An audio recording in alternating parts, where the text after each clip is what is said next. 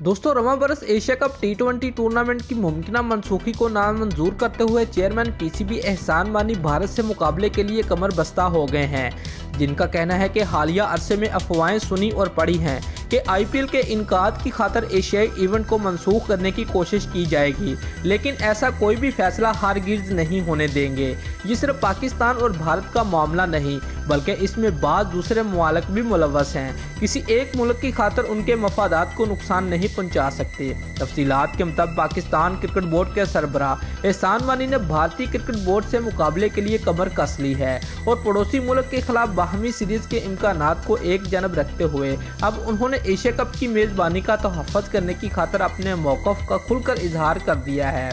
एहसान मानी ने वाज़ेह कर दिया है कि कोरोना वायरस के इल्तवा के नतीजे में मुतबादल विंडो तलाश करने की खातर सितंबर में शेड्यूल एशिया कप टी20 टूर्नामेंट की मनसूखी पर पाकिस्तान क्रिकेट बोर्ड किसी भी हालत में रजामंद नहीं होगा।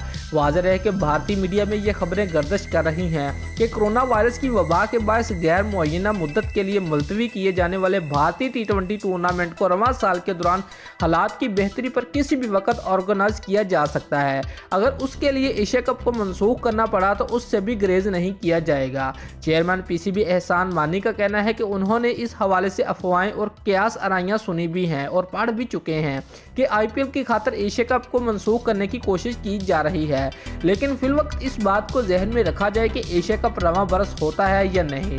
मगर ये सिर्फ दो मुल्कों पाकिस्तान और भारत का मामला नहीं बल्कि उसमें दूसरे एशियाई मुमालिक भी मुलव्वस हैं, जिनके मफादात को सिर्फ एक मुल्क के फ़ायदे की खातर नुकसान नहीं पहुंचा सकते।